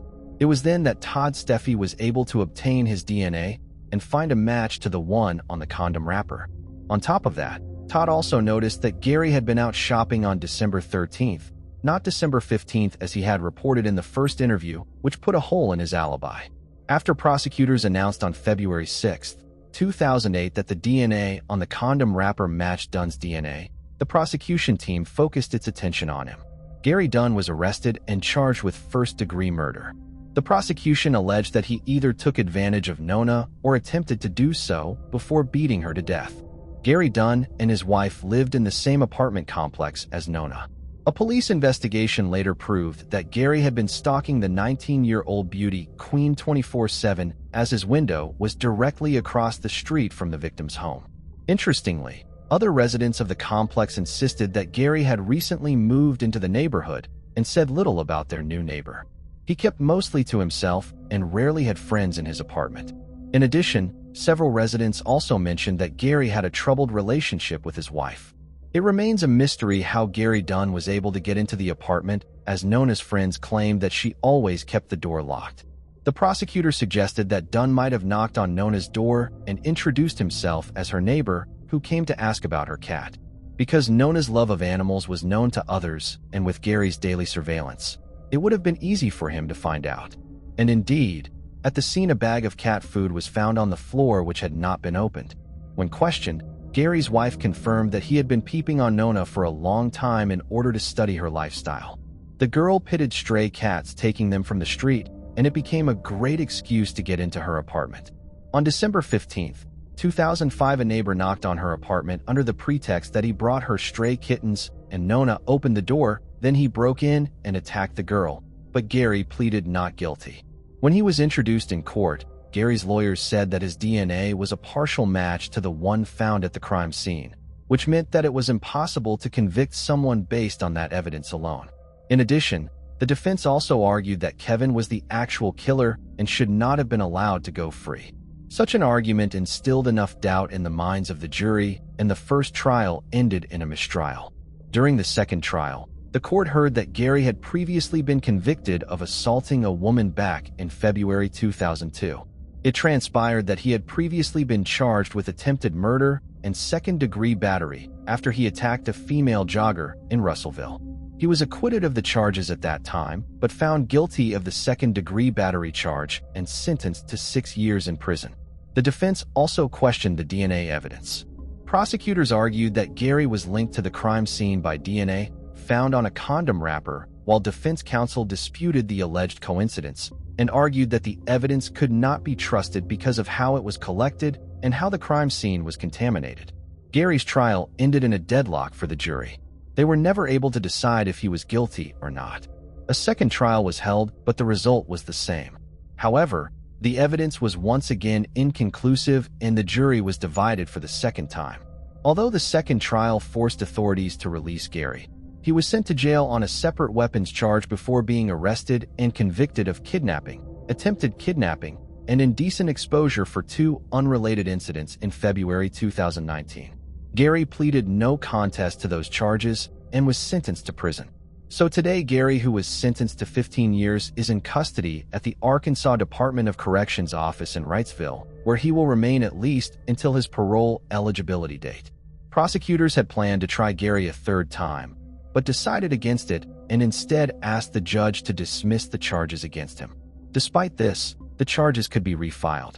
Kevin Jones was able to persevere through the unjust charges and sued the police who investigated the situation for ignoring the facts and being irresponsible with the evidence. In February 2010, Kevin began studying law. Today, he works as an attorney dedicated to advocating for those who have suffered due to police negligence or incompetence. He lives in Little Rock, happily married, and deeply committed to his work, which has become his passion. In an interview, Kevin reflected, "Now I understand exactly how it feels when people accuse you of something you didn't do, and I would never wish that experience on anyone." He added, "Sometimes I still dream about her, about Nona, and see her over and over again." The conclusion of this story raises a just and difficult question. Will justice ever truly be served for Nona? Her life, a young, beautiful, and gifted soul, cannot be restored. But I want to believe that if earthly justice failed to punish the guilty, divine justice will not allow them to escape. It's only a matter of time. Moving on to the next case. Catherine Scott Eggleston. Catherine Scott Eggleston, known as Katie, was born on May 4, 1971, in Redmond, Oregon. She graduated from Oregon State University in the spring of 1993 with a Bachelor of Arts degree in English. After finishing college, Katie moved in with her older sister, Janet, who lived in Gresham, Oregon. Gresham is a suburb located near Portland. Katie began working as a salesperson for AllNet Communication Services, a company based in Lake Oswego. On the morning of August 2, 1993, Katie left her office to attend a business meeting in Portland. It was her first day making sales visits independently. She went to the Port of Portland building located at 700 Multnomah Street. Katie was seen making phone calls in the building lobby, and 5 individual witnesses who saw her there said that she appeared preoccupied and worried. At approximately 2:15 p.m., the client with whom Katie had an appointment witnessed her exiting an elevator in the lobby with a man wearing a blue blazer. The client described the unknown man as having dark hair and a dark complexion. This would be the last confirmed sighting of Katie Eggleston. Her absence was first noted when she failed to return to AllNet's Lake Oswego office, where she was supposed to meet an advisor at 5 p.m. When Katie failed to return home, her sister Janet notified their father, who traveled to the Portland area. In the early morning hours of August 3rd, the day after Katie was last seen, a security guard at an industrial complex located at Northeast 120, 2nd Avenue, and Airport Way discovered Katie's Volkswagen Golf parked in the lot. This location is about 9 miles from the Port of Portland building, where Katie and her car was last seen. The doors of the car were unlocked, and all the windows were rolled down with the keys still in the ignition. Her purse and its contents were still in the car. The only thing missing was her passport. Katie's parents told investigators that Katie retrieved her passport from their home in Redmond while visiting 10 days prior. This made investigators believe that Katie might have disappeared on purpose. Her family disagreed. On August 6, 1993, volunteers searched nearby fields as the investigation into Katie's disappearance gained momentum. Various theories circulated at the time. Katie's parents suspected her boyfriend might have been involved, but law enforcement ruled him out after confirming he was in Central Oregon when she vanished. Another theory suggested Katie had run away, possibly to avoid testifying in a court case against her sister Janet related to tax evasion. Janet and her husband, Jeff, faced accusations of failing to report approximately $190,000 in business income between 1986 and 1987.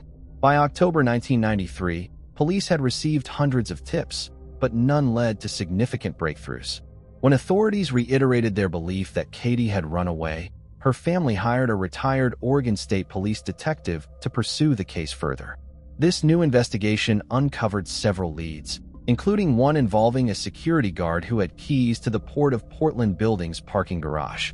To further find leads, Katie's employer, AllNet, funded a tip hotline dedicated to tips in Katie's disappearance. Flyers were also distributed in Oregon and Washington area, hoping someone with useful information would come forward. One anonymous call placed to the tip hotline was by a man who claimed to have abducted Katie. He said that he took her life 2 weeks after her disappearance. The caller spoke with a southern dialect. He stated that she would never be found because she's not alive anymore.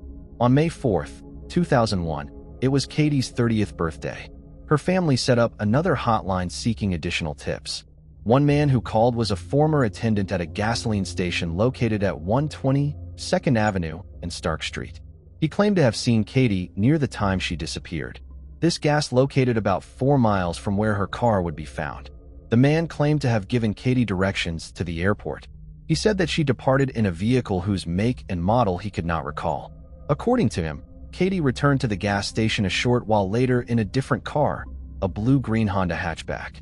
She was accompanied by 2 black men. According to the attendant, Katie appeared disheveled, partially undressed, and crying when she arrived. He also noticed a thick black book on the passenger seat of her car, which looked like the sales binder she had with her that day. The police's belief that Katie had run away shifted in February 2004 when Joel Courtney became a suspect in her disappearance. Courtney was responsible for the murder of Brooke Wilberger and lived in the Portland area at the time Katie was last seen. Sadly, Katie's parents passed away in February 2011 and February 2017 without ever learning what truly happened to their daughter. If you have any information about Katie's case, please contact the Portland Police Bureau at 503-823-0446. Moving on to the next case. Christopher Tompkins. I am not a citizen with great influence. I am simply a grieving mother who wants to keep this case in the public light in hopes that one day someone will come forward with some information in what happened to my son. These are the heartfelt words of Ann McKenzie, whose son vanished without a trace while at work in February 2002. For over 20 years, she has clung to hope, tirelessly seeking answers that have remained out of reach. Christopher Tompkins was just 20 years old when he disappeared, and his case has since become one of the most perplexing unsolved mysteries in Harris County, Georgia. Born on December 28, 1981, Christopher Carlton Tompkins was remembered by those close to him as a cheerful, outgoing, and hardworking young man. A devout Christian, he lived in Ellerslie, Georgia, with his mother Ann, with whom he shared a close and loving relationship. He was last seen on January 25, 2002, while working as part of a 4-man land surveying crew, a job he genuinely enjoyed. He arrived for his shift shortly after 8 a.m. and headed out to the job site near County Line Road in Harris County, Georgia, with one of his co-workers. That morning, the 4-man survey team worked in a staggered formation, spaced about 50 feet apart as they moved through what was described as a densely wooded area. Around midday, they paused for lunch, and by approximately 1 p.m., they resumed their tasks. At some point during the early afternoon, Christopher's co-workers momentarily looked away, but when they looked back, he had inexplicably vanished. His tools were still lying on the ground, yet Christopher himself was nowhere to be seen. According to the other surveyors, there were no strange sounds or signs of distress, just sudden and complete silence. They immediately began searching the surrounding area, calling out his name, but their efforts turned up nothing. Despite their efforts, no trace of Christopher was found. For unknown reasons, Christopher's mother wasn't informed of the disappearance until 4:15 that afternoon. There are mixed reports about who contacted the police first. Some sources state that Christopher's colleagues or boss did, but others state that it was his mother who called first. Either way, they were informed that a missing persons report could not be filed until 24 hours had elapsed. Since investigators wouldn't start looking for Christopher, his family began search efforts instead. They quickly discovered a worker's boot hanging from the top of a barbed wire fence in the area, the men threat likely from the 20-year-old's trousers. 12 cents were discovered on the ground, believed to have fallen from his pocket. Christopher's other boot would be found 5 months after he went missing, recovered by a farmer who found it in a swampy area of his land. The boot was about half a mile from where he disappeared. There were no signs of a struggle, and there was nothing to indicate where he might have gone or what might have happened to him. In the 20 years since Christopher vanished, no further evidence has come to light in his case. While the police spoke with the 20-year-old's colleagues, they didn't seem to garner any useful information. His boss reportedly told investigators that he'd been acting strangely in the days leading up to his disappearance, but it's unclear what was meant by this, as he did not elaborate on what sort of behaviors Christopher was exhibiting. Notably, Ann McKenzie rejects this information, noting that her son had been behaving perfectly normal in the days before he vanished. She told WTVM that the morning of January 25, 2002 had been like any other. They both headed to work together and worked as a babysitter for Christopher's boss at around 8:10 a.m. She told authorities, "Chris lived with me, and I saw him every day. There was neither strange behavior on his part nor any distress." Christopher's case was eventually closed by investigators, citing no evidence of foul play, injury, or an animal attack. Authorities concluded that the 20-year-old had simply chosen to walk away from his life. Harris County Sheriff at the time, Mikey Jolly, stated he walked off the job site, which matched what the co-worker said, went through the woods, and headed toward the interstate. "We believe he got into a vehicle and just left the area." However, Jolly later admitted that his opinion began to shift when Christopher never contacted his mother. Speaking to WTVM, Jolly said, "My biggest fear is that when he disappeared in February 2002, he went to a large city. Soon after, he may have overdosed or something else may have happened. And because he had no ID on him, the city might have disposed of his body without knowing who he was." Christopher's family, however, rejects both theories offered by law enforcement. His Aunt Rosalind insisted he didn't struggle with drugs and was certain that he would never have just walked away without a word. "I don't believe he disappeared with one shoe. Who's going to walk around with one boot on in the cold weather on a rural road? I don't believe that happened. They know what happened to Chris. They're just not telling." The police never considered Christopher's colleagues suspects or persons of interest, despite them being the last people to see the young man alive before he vanished. One of the men retained a lawyer shortly after the disappearance, which has led to some suspicion in online true crime circles. But it is often said that hiring a lawyer before engaging with police is good practice regardless of whether one is guilty or not. More notable is the fact that one of his co-workers was sentenced to prison for what is only described as a violent crime conviction just months after there are four main theories about what became of Christopher: that he left to start a new life, that he met with an accident which was possibly covered up by his co-workers, that he had an accident, became disoriented, and got lost, or that he met with foul play, possibly at the hands of his co-workers. His mother believes that he will never come home, stating, "I truly believe in my heart that my son is no longer alive. However, I need closure. I need to know what happened that day and where my son's body is." 20-year-old Christopher Tompkins was last seen on January 25, 2002 near County Line Road in Harris County, Georgia. He is described as an African-American male with black hair and brown eyes. At the time of his disappearance, he weighed 130 pounds, and his hair was braided. He may have a mustache, beard, or goatee, and his height is between 5'7" and 5'9". Christopher has a distinctive tattoo on his right arm, a design of an ice cream cone with the name Chris written vertically inside it. The cone's opening features the head of a joker wearing a hat. At the time of his disappearance, he was dressed in a black shirt, a blue and gray plaid jacket with a gray hood, navy blue Dickies work pants, tan Fubu UBU work boots, a black skull cap, and a black watch.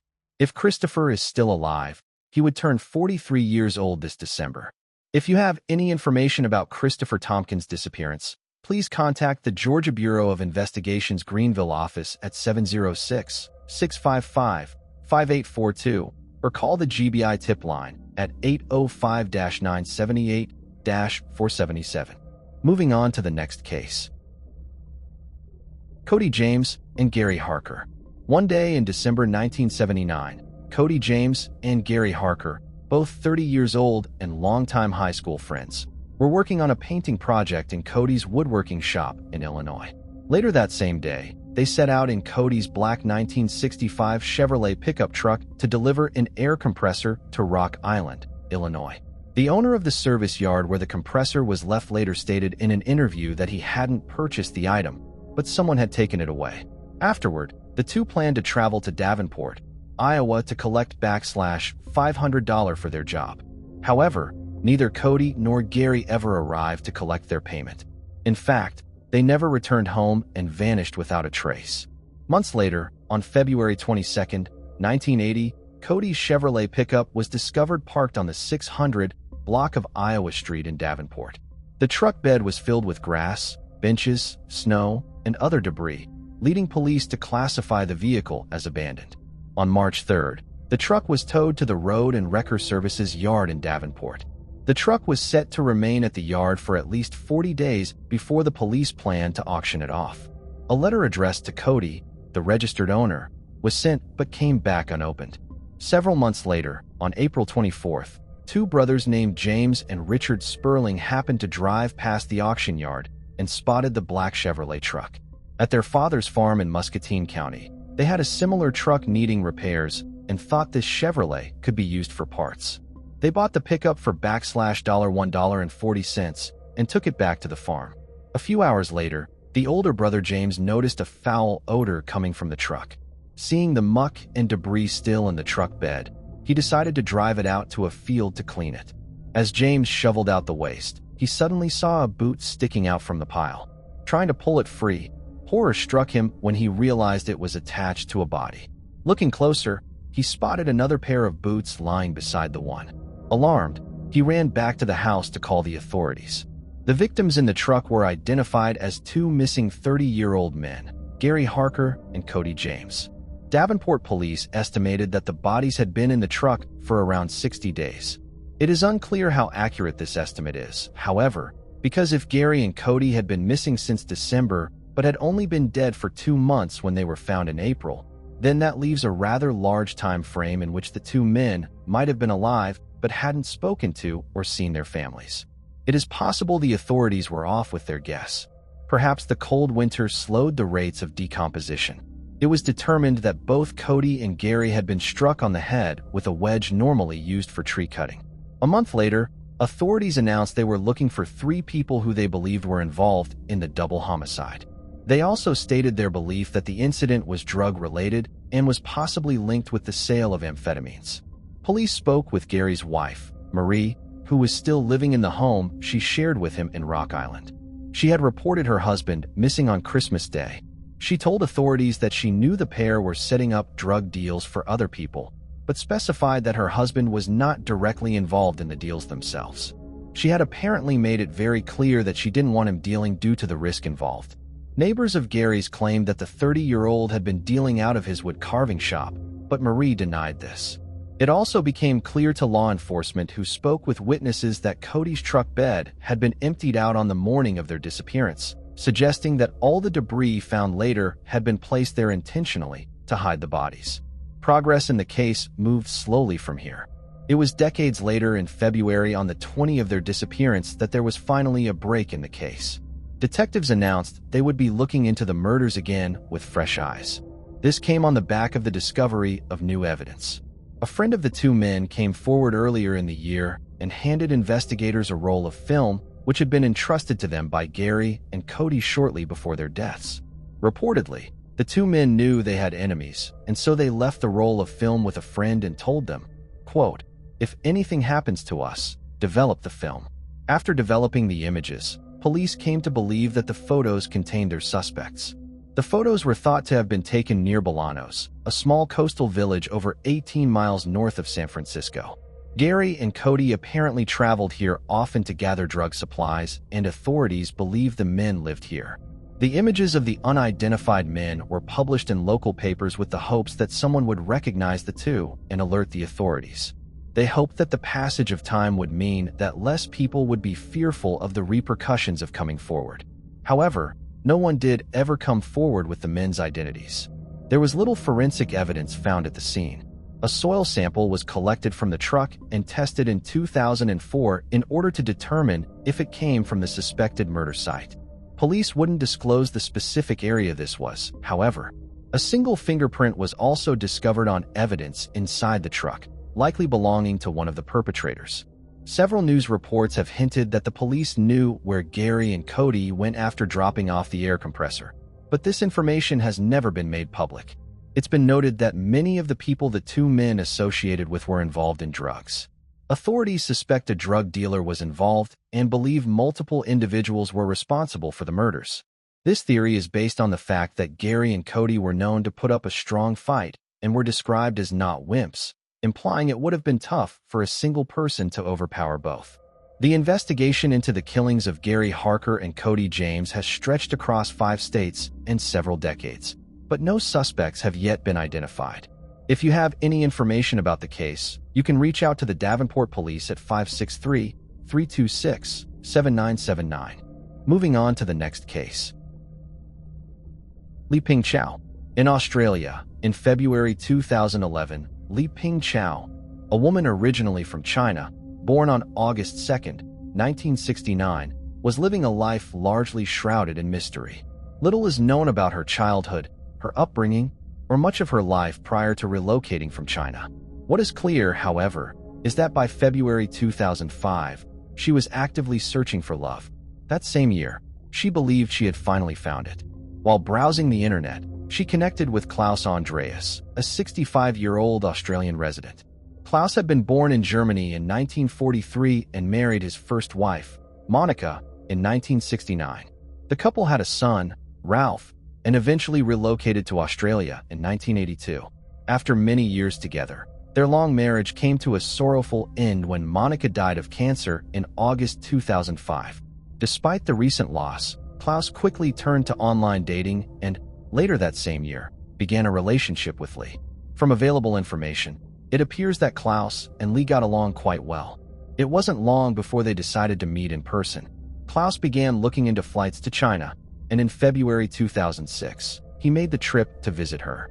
During his stay, the two traveled around and explored parts of the country together. By October of that same year, Lee had relocated to Australia, and shortly after her arrival, the couple became engaged. Relationships like theirs are often met with skepticism, as they align with a familiar stereotype: older Western men seeking younger Asian partners, while the women may be attracted to financial security. Before tying the knot, Klaus introduced Lee to a friend of his in Sydney. Before their departure, this friend warned Klaus about something a Chinese doctor had once told him: that marrying an Australian man was considered a big business in China. He claimed that many Chinese women sought two things: a passport and financial security. The friend also cautioned Klaus that Lee might bring her family to Australia in the future. He urged him not to marry her, but Klaus dismissed the warning, insisting that both he and Lee were happy and that he wanted to start a new family. Despite his confidence, doubts must have lingered in Klaus' mind. On November 27, 2006, he had Lee sign a prenuptial agreement. The terms were clear. If she left him before 10 years of marriage, she would receive almost nothing. However, if she remained with him until his death, she would inherit everything.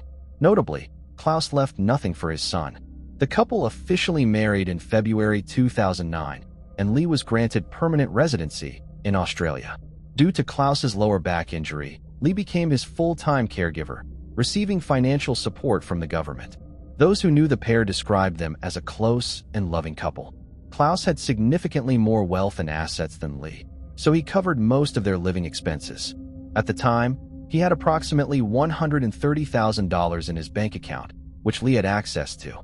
He often spoke highly of his new wife, appreciating her for handling household chores and cooking.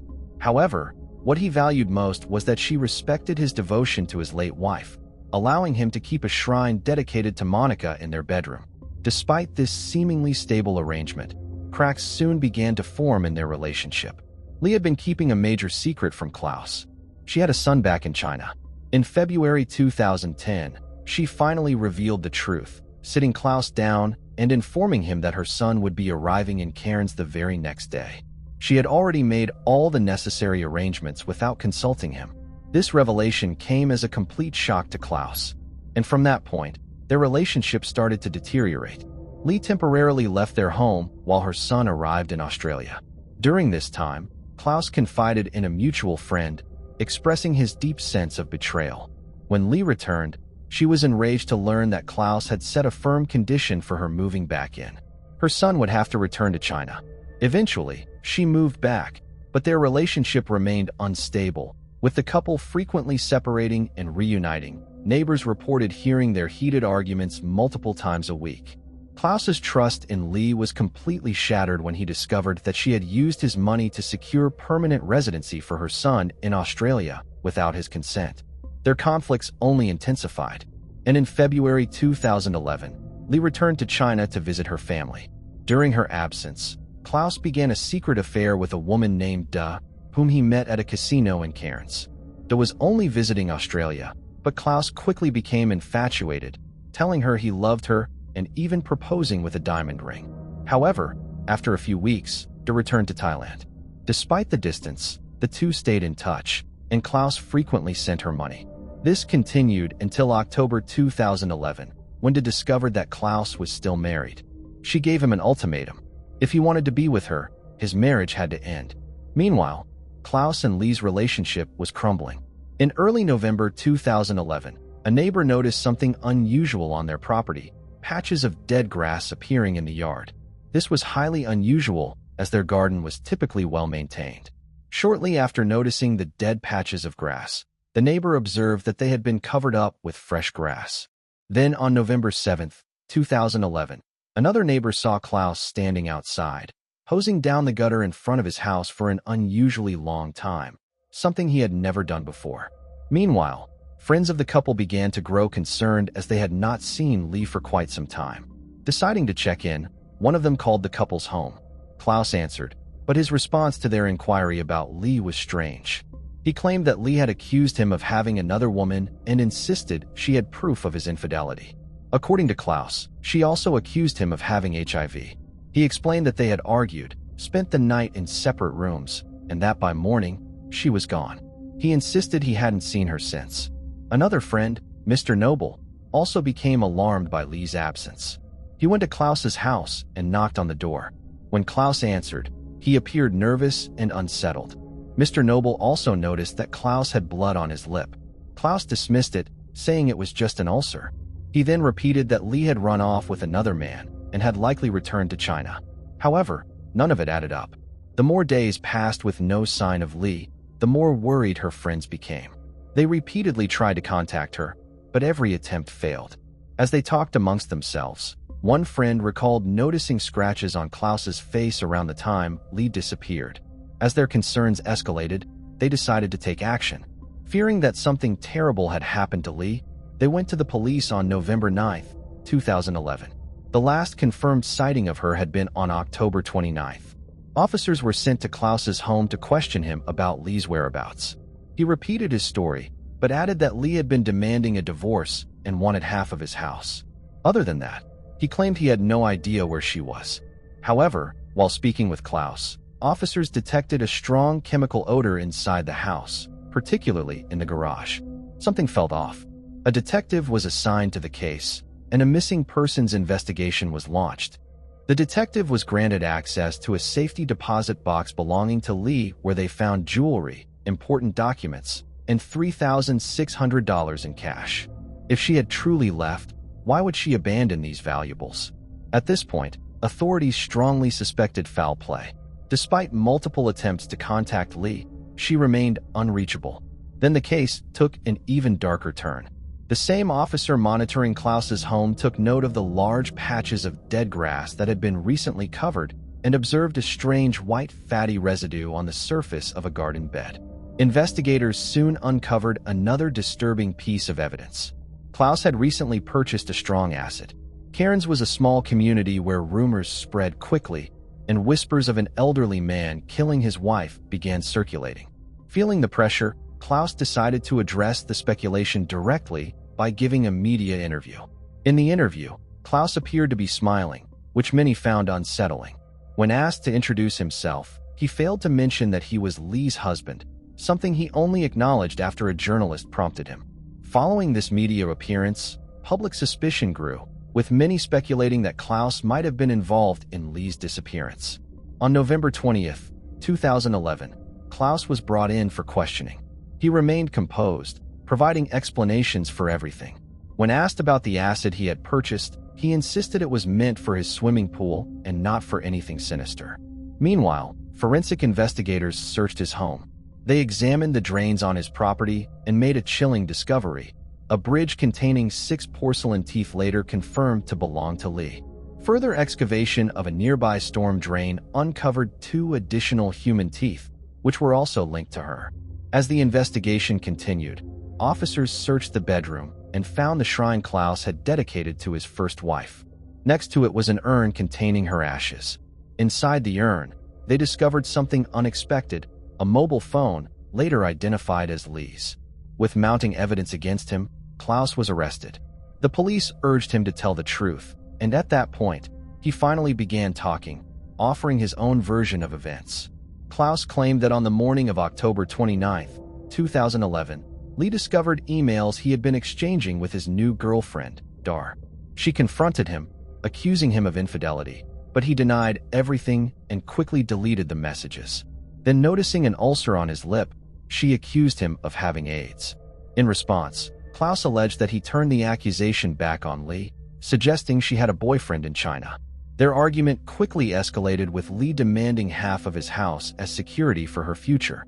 According to Klaus, Lee lashed out, scratching his face with her right hand before attacking him with a kitchen fork, causing a small cut on his finger. In an attempt to defend himself, he claimed he pushed her away. He then turned to grab a kitchen towel for the blood on his hand. And at that moment, he heard a loud thud. When he looked back, Lee was on the floor, unresponsive. Klaus insisted that he tried to rouse her, asking if she needed help, but she did not respond. He observed that blood was trickling from her ears and checked for a pulse, only to find none. Realizing she was no longer breathing, he claimed he briefly considered calling emergency services, but ultimately chose not to, believing they wouldn't be able to do anything. Klaus insisted that Lee's death was accidental, the result of a fall rather than foul play. After her death, he said he left the house for a walk and stopped to get ice cream. Later that evening, he returned home and went to bed, leaving his wife's body lying in the kitchen. The following morning, he woke up, showered, shaved, and got dressed before returning to the kitchen, where Lee's body still remained. Afraid that someone might show up unannounced, he panicked. Rather than notify the authorities, Klaus chose to dispose of her body in an effort to avoid repercussions. What followed was an unthinkable course of action. Investigators later suggested that his method for dealing with Lee's remains may have been inspired by an episode of the television series Breaking Bad. He dragged her lifeless body into a yellow wheelie bin from the garage, then purchased a large quantity of hydrochloric acid. Over the following days, he dissolved her remains inside the bin, waiting as her body disintegrated. Once the process was complete, he flushed her flesh and bones down the outdoor drain, disposing of any larger fragments elsewhere, though their exact location remains unknown. Night after night, Klaus slept while his wife's body was slowly dissolving inside his home, a thought that is deeply disturbing. Afterward, he gathered Lee's clothing and shoes and discarded them in various charity donation bins. To cover his tracks, he began telling people, including the police, that she had left for China and that he had no knowledge of her whereabouts. Klaus later admitted to killing Lee on October 30th, 2011, confessing that he had lied to authorities during earlier questioning to avoid accountability. His admission stunned the police, as he had portrayed himself as a man who acted out of fear and desperation following an unintended event. However, investigators weren't convinced that he was telling the whole truth. They suspected there was more to the story and were determined to uncover the full extent of his actions to bring him to justice. Their suspicions were soon validated when they discovered Klaus's involvement with another woman, his Thai girlfriend, Da, whom he had been secretly seeing.